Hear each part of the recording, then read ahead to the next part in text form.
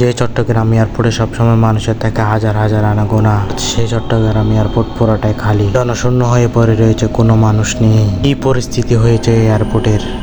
আরে দাঁড়ান দাঁড়ান, একদম শুরু থেকে শুরু করি। আজকে আমরা বসতে ছিল দুবাই থেকে, আমরা এয়ারপোর্টের উদ্দেশ্যে যাই। আমি আনার সামনে দাঁড়া একটু ভাব নিচ্ছি, বাসা থেকে ইফতারের সামনে যাচ্ছি, কারণ এয়ারপোর্টের যে অবস্থা, ইফতারি করতে গেলে আমাদের টাকা সব। আর এদিকে দিকে দুলাভাই চলে আসলো। কিরে এরকম করে কেন?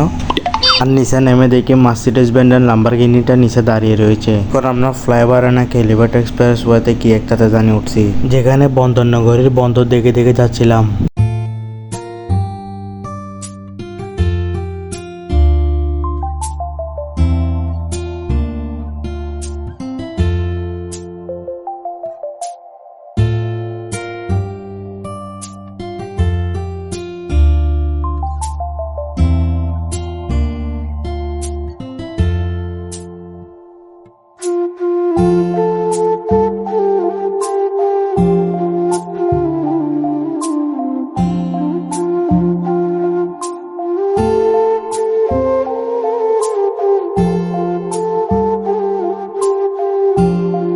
আমাদের মতো এত সুন্দর সুন্দর রাস্তা আমার মনে হয় না অন্য কোনো জেলায় রয়েছে।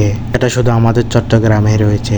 তাই চট্টগ্রাম নিয়ে তো আমরা তো গর্ব করি। আমাদের কথা ছিল কিন্তু যাওয়ার সকাল 7টায়, ফ্লাইট ডিলে হওয়াতে আমরা আসছি বিকাল 4টায়। বিকাল 4টা বলতে বলতে আস্তে আস্তে কিন্তু 6টা ইফতারের টাইমই হয়ে গিয়েছিল। ইফতারের টাইম মানে এয়ারপোর্টে কোনো মানুষের ছিল না, পুরাটাই খালি। আমি এত খালি পুরা এই প্রথমবার দেখলাম। দেখলে মনে হবে এটা কোনো এয়ারপোর্ট না, মানে কিছুই নেই, একটা মানুষই নেই। এরপর আমরা ইফতার করতে বসে যাই,